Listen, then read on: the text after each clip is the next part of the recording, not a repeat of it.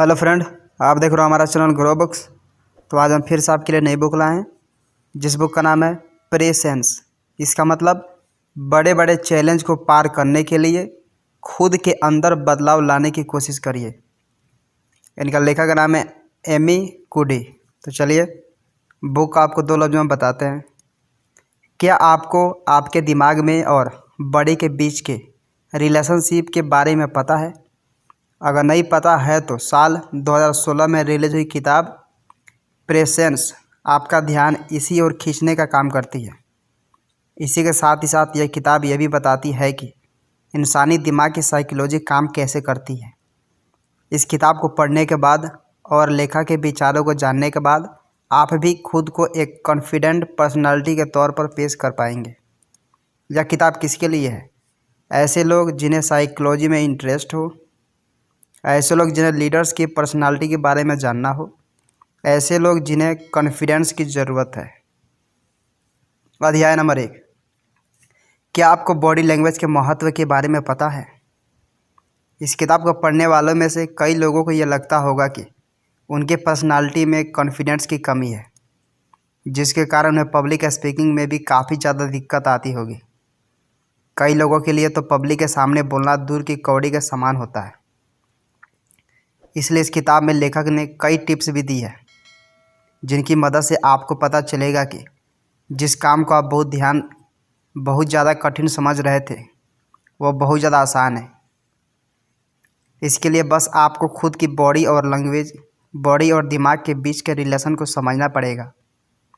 इस किताब में लेखक ने बताया है कि दिमाग और बॉडी की रिलेशनशिप को समझना कोई बहुत कठिन काम नहीं है। इस रिलेशन को आप काफ़ी आसान तरीके से समझ सकते हैं। इसी के साथ ही साथ लेखिका ये भी बताती है कि अगर एक बार आप इस रिलेशन को समझ लेते हैं तो फिर आपके लिए खुद के अंदर कॉन्फिडेंट लाना बहुत आसान हो जाएगा। लेखिका आपको कुछ सोचने के लिए बोल रही है। वो बोलती है कि सोचिए कि आप किसी बच्चे को बेड में सुला रहे हैं, लेकिन आपकी बॉडी लैंग्वेज सही नहीं है। आपकी आंखें बड़ी बड़ी हैं, कंधे काफ़ी कड़े हैं, चेहरे में गुस्सा है। इसके बाद भले ही आपकी आवाज़ कितनी भी प्यारी क्यों ना हो, लेकिन उस बच्ची को नींद नहीं आएगा। इसके पीछे का रीज़न साफ है। इसके पीछे का कारण है कि आपकी बॉडी लैंग्वेज से उस बच्चे को नेगेटिव वाइब्स गई है। ऐसा इसलिए भी हो रहा है क्योंकि हर बार हमारी बॉडी हमारे शब्दों से ज़्यादा बयां करती है। लेखिका आपको बता देना चाहती है कि साल 2000 में हार्वर्ड यूनिवर्सिटी में एक रिसर्च की गई थी। उस रिसर्च में ये पता लगाया गया था कि कम्युनिकेशन के लिए बॉडी लैंग्वेज की महत्व कितना ज़्यादा है। रिसर्च के लिए 2 ग्रुप तैयार किए गए थे। पहले ग्रुप में ऐसे लोग थे जिन्हें बोलने में दिक्कत थी, वे बोल नहीं सकते थे। दूसरे ग्रुप में ऐसे लोग थे जिन्हें बोलने में कोई दिक्कत नहीं थी। दोनों ही ग्रुप को कई वीडियो दिखाए गए थे। उन वीडियो में कुछ लोग कभी सच बोलते थे और कभी झूठ बोलते थे। दोनों ही ग्रुप के लोगों को वीडियो दिखाकर यह पता लगाना था कि कब सच बोला जा रहा है और कब झूठ बोला जा रहा है। इसके रिजल्ट हैरत में डालने वाले थे। रिजल्ट के अनुसार जिस ग्रुप में वो लोग थे जो बोल और सुन नहीं सकते थे, उन लोगों ने काफ़ी ज़्यादा सही अंदाज़ा लगाया था। आखिर ऐसा क्यों हुआ?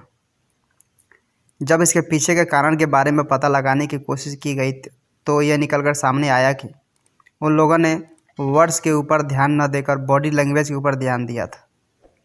इससे इन चीज़ का पता चलता है कि बॉडी लैंग्वेज से इंसान के सही जज्बात का पता लगाया जा सकता है। इस स्टडी में ये बात निकलकर सामने आ गई थी कि कम्युनिकेशन के लिए बॉडी लैंग्वेज का योगदान काफ़ी ज़्यादा रहता है। आपके बॉडी लैंग्वेज से इस बात का पता लगाया जा सकता है कि आपकी ट्रू फीलिंग्स क्या है। इसी के साथ लेखिका ये भी बताना चाहती है कि जब भी आप कोई भी स्पीच देते हैं तो बॉडी लैंग्वेज का महत्व काफ़ी ज़्यादा बढ़ जाता है। अगर आपको किसी को मोटिवेट करना है तो सबसे पहले आपको खुद भी मोटिवेट रहना पड़ेगा। अगर आप मोटिवेशनल स्पीच दे रहे हैं और आपके हाव भाव ढीले ढाले हैं तो फिर सामने वाले के ऊपर आपकी बातों का कोई असर नहीं होने वाला है। इसलिए जब भी आप कोई स्पीच दे तो ये कोशिश करिए कि आपकी बॉडी लैंग्वेज सही होनी चाहिए। इस चैप्टर को पढ़कर आपको ये पता चलता है कि ग्रेट कम्युनिकेशन के लिए ग्रेट बॉडी लैंग्वेज का होना बहुत ज़रूरी है। अगर आपके पास ग्रेट बॉडी लैंग्वेज है तो फिर आपको सक्सेस की तरफ बढ़ने से कोई नहीं रोक सकता है। अभी आपके सामने एक सवाल खड़ा हुआ होगा, वो सवाल यह है कि आखिर ग्रेट कम्युनिकेटर कैसे बनना है। इसका जवाब भी सिंपल सा है। अगर आप अच्छे कम्युनिकेटर बनना चाहते हैं तो फिर आपको इस बात का ख्याल रखना पड़ेगा कि आपकी बॉडी लैंग्वेज और आपकी बोली आपस में मैच होनी चाहिए। आपका लोगों के ऊपर तभी प्रभाव रहेगा जब आपका व्यक्तित्व भी उतना ही ज़्यादा प्रभावशाली होगा। प्रभावशाली पर्सनालिटी के लिए आपकी बॉडी लैंग्वेज का सही होना बहुत ज़रूरी है। सही बॉडी लैंग्वेज से मतलब है कि आप लोगों को पॉजिटिव एटीट्यूड दिखाने की कोशिश करिए। जितना पॉजिटिव आपका एटीट्यूड रहेगा, आपका प्रभाव भी लोगों के ऊपर उतना ही अच्छा पड़ेगा। अध्याय नंबर 2, क्या आपको अपनी कोर वैल्यूज़ की पहचान करना आता है। खुद की पहचान करने से बड़ी सीख आपको कोई और नहीं दे सकता है।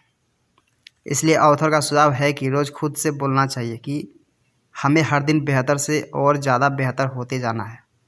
हमें खुद से वादा करना चाहिए कि हमें रोज़ खुद के ऊपर काम करने की ज़रूरत है। ये काम ऐसा होना चाहिए जिससे हमारा दिमाग के साथ ही साथ शरीर की क्रिएटिविटी भी बढ़ती जाए। इसी के साथ लेकर ये भी सलाह देना चाहती है कि हमें अपनी कोर वैल्यूज़ की पहचान भी करते रहना चाहिए। इस अध्याय के माध्यम से लेखा बताना चाहती है कि अगर आप अपने कोर वैल्यूज़ को बढ़ाते हैं तो इससे आपके अंदर काफ़ी पॉजिटिव बदलाव आते जाएंगे। स्टैनफोर्ड साइकोलॉजिस्ट जियोफ्रे चुअन ने साल 2014 में एक स्टडी कंडक्ट की थी। इस स्टडी के माध्यम से उन्होंने कई सिंपल एक्सरसाइज बताई थी जिसकी मदद से आप अपनी कोर वैल्यूज़ को मजबूत करने का काम कर सकते हैं। इसका पहला स्टेप उन्होंने बताया कि आपके पास एक लिस्ट होनी चाहिए। इस लिस्ट में आपको नोट डाउन करना है कि ऐसी कौन कौन सी चीज़ें हैं जिनका महत्व आपकी ज़िंदगी में काफ़ी ज़्यादा है। ज़्यादा आसान भाषा में आपको बताए तो आपको अपनी प्रायोरिटी के बारे में पता होना चाहिए।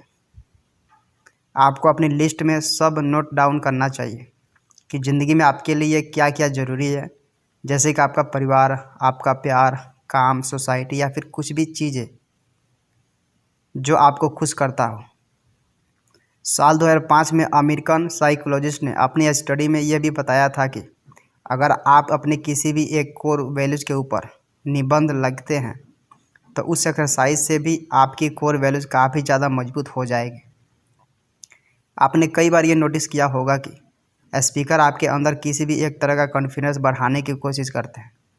वो आपके अंदर कॉन्फिडेंस बढ़ाने के लिए कई तरह की बातें भी करते हैं, लेकिन अगर आपके अंदर खुद को लेकर डाउट है तो आपको वो सारी बातें महज छलावा ही लगेगा।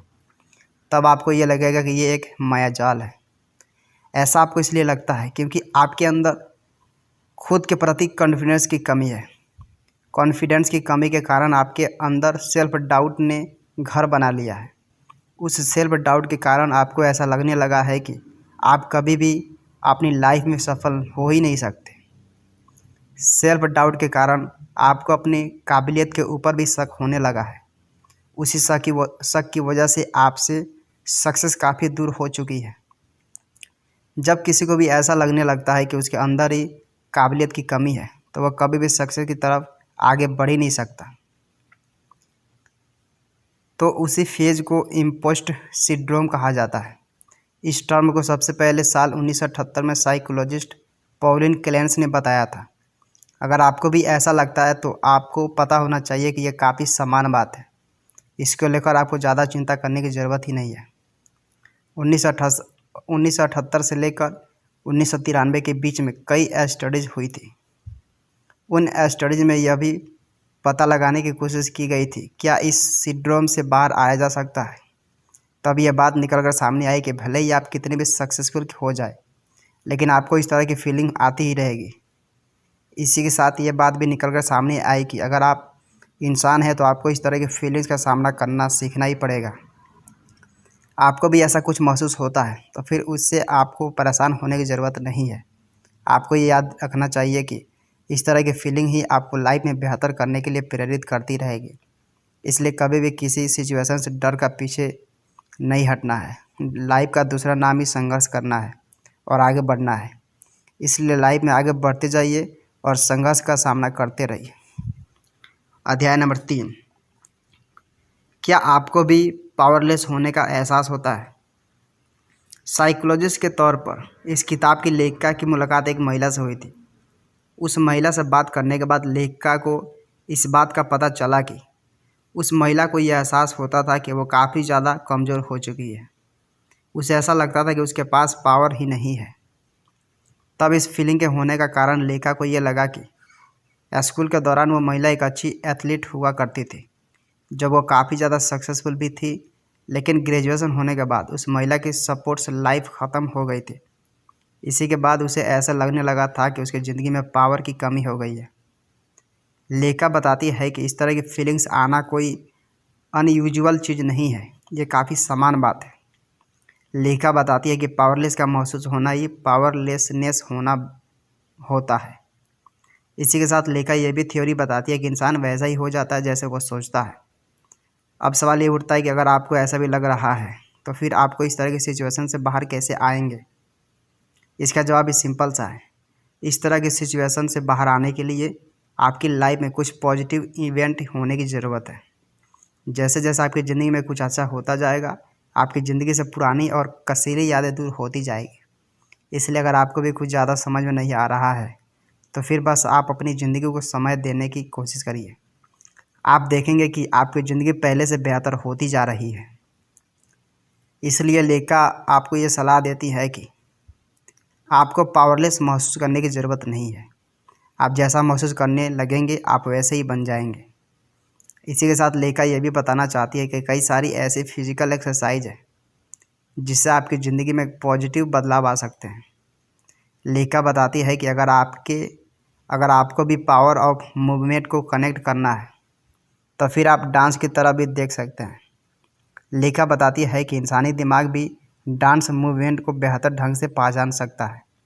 अगर आप डांस की मदद लेते हैं तो फिर आप पावर को, मूवमेंट को भी बेहतर ढंग से समझ पाएंगे। हाल ही के दशक में बहुत से बदलाव देखने को मिले हैं, लेकिन इन्हीं बदलावों के साथ ही साथ एस्टेक्स में भी बढ़ोतरी देखने को मिली है। जिन लीडर्स ने जिम्मेदारी को समझा है वो और ज़्यादा मजबूत होते हुए नज़र आए हैं।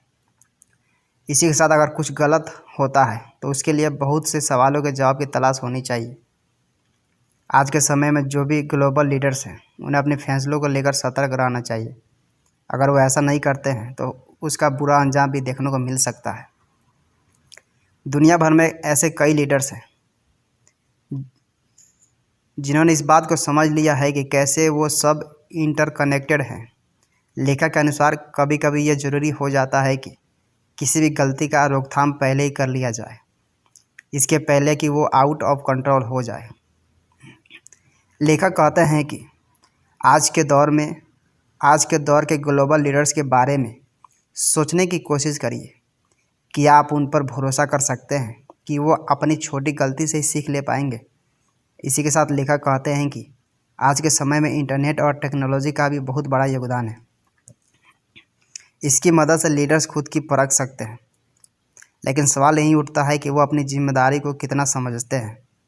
यहाँ दिक्कत एक बात की और है, वो ये है कि अभी तक भी लीडर्स ने टेक्नोलॉजी के महत्व को समझा नहीं है। साल 2008 का एक किस्सा है। देश था भारत और कंपनी थी कोका कोला। उसने देश के कई हिस्सों से पानी को गलत तरीके से यूज किया था। इंटरनेट की मदद से जैसे ये खबर फैली, दुनिया भर में इसके सेल्स कम हो गई थी। इसके बाद कंपनी के सीईओ ने खुद सामने आकर सफाई देते हुए माफ़ी मांगी थी।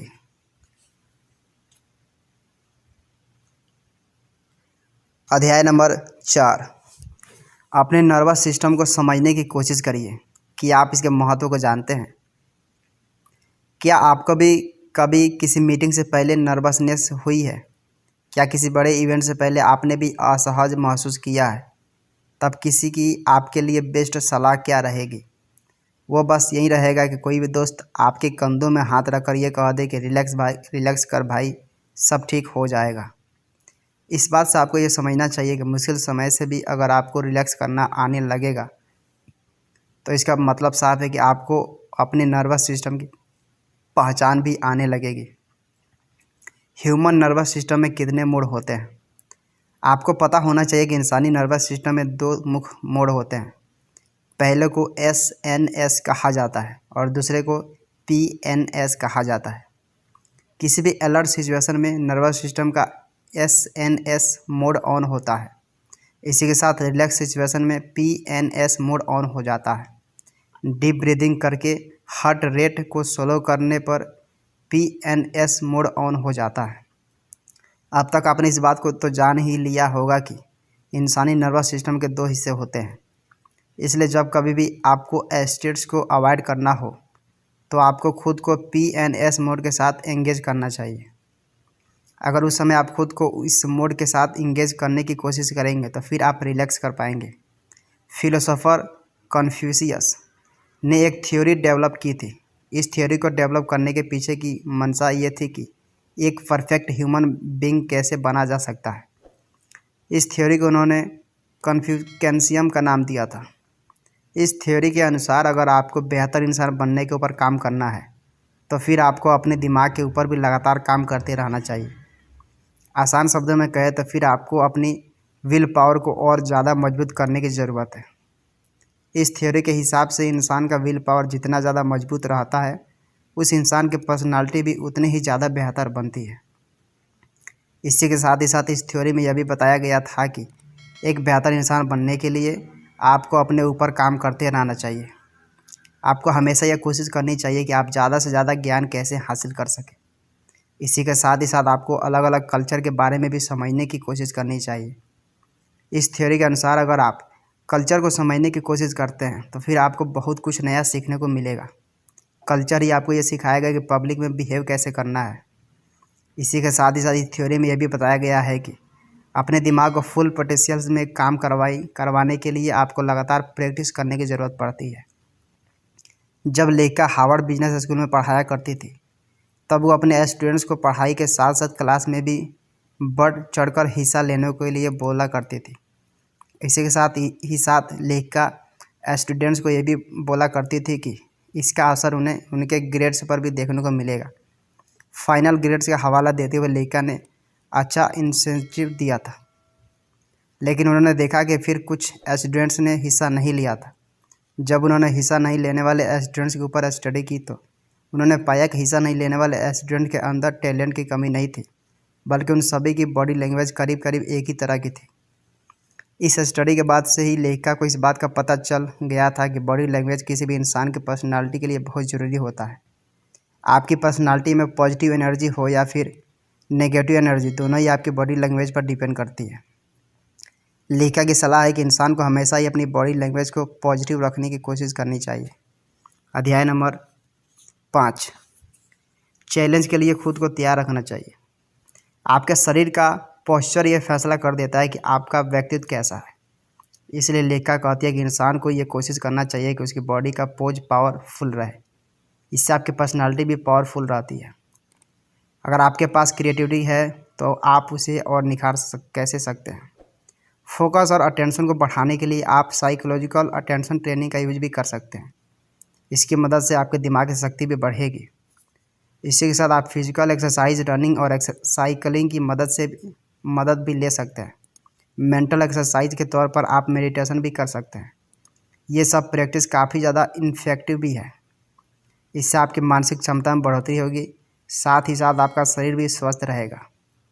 मेट्रोपॉलिटन यूनिवर्सिटी में हुई शोध में यह बात सामने आई कि जिस दिन किसी भी कंपनी में काम करने वाले लोग किसी भी खेल या एक्सरसाइज में हिस्सा लेते हैं उस दिन उनका मूड बाकी दिनों से अच्छा रहता है। इसी के साथ ही साथ इसका पॉजिटिव असर उनके कामों में भी नज़र आता है। इस शोध में ये निकल कर सामने आया कि मेंटल हेल्थ से ही इंसान के क्रिएटिविटी का संबंध होता है। जितना अच्छा इंसान का दिमाग होगा उतनी ही बेहतर उसकी क्रिएटिविटी भी होगी। इसलिए अगर आपको भी अपने क्रिएटिविटी को बढ़ाना है तो सबसे पहले अपने मेंटल हेल्थ की ओर ध्यान देने की कोशिश करिए। फिजिकल एक्सरसाइज में आप एक चीज़ ऐड कर सकते हैं, वो ये है कि सुबह सुबह आप एक चक्कर दौड़ लगाने की कोशिश करिए। अगर आप ऐसा करेंगे तो फिर आप खुद ही ऑब्जर्व करेंगे कि आपके दिन की शुरुआत ज़्यादा एनर्जी के साथ हो रही है। इसी के साथ ये करने से आपकी इमोशनली भी ज़्यादा मजबूत बन जाएंगे। इस तरह की चीज़ों में समय लगाना पूरी तरह से वर्थ है। इसके बाद आप खुद ऑब्जर्व करने लगेंगे आपका काम ज़्यादा बेहतर होने लगा है। कुल मिलाकर लेखा के अनुसार हमें इस बात को समझने की ज़रूरत है कि हमारा दिमाग और शरीर एक दूसरे से कनेक्ट है, इसलिए हमारे शरीर का पोस्चर जैसा होगा वैसे ही हमारा व्यक्तित्व भी होगा। अगर हमारे शरीर का पोस्चर खराब रहेगा तो फिर हमारा दिमाग भी सही ढंग से काम नहीं करेगा। मजबूत पोस्चर को अपनाकर हम जिंदगी को ट्रैक में लाने की कोशिश कर सकते हैं। अगर हम ऐसा करेंगे तो फिर हमारा दिमाग भी ज़्यादा कॉन्फिडेंट नज़र आएगा। क्या करें? फिजिकल एक्सरसाइज में आप एक चीज़ ऐड कर सकते हैं, वो ये है कि सुबह सुबह आप एक चक्कर दौड़ लगाने की कोशिश करिए। अगर आप ऐसा करेंगे तो फिर आप खुद ही ऑब्जर्व करेंगे कि आपके दिन की शुरुआत ज़्यादा एनर्जी के साथ हो रही है। पावर पोस्चर बहुत ही ताकतवर चीज़ है, लेकिन एक सवाल ये भी उठता है कि इससे आप याद कैसे रख सकते हैं। इसके लिए आप एक टेक्निक का इस्तेमाल कर सकते हैं। वो टेक्निक है कि आप अपने मोबाइल फ़ोन पर हर घंटे का अलार्म सेट करें। इस अलार्म की मदद से आप अपने शरीर के पोस्चर की ओर ध्यान देने की शुरुआत कीजिए।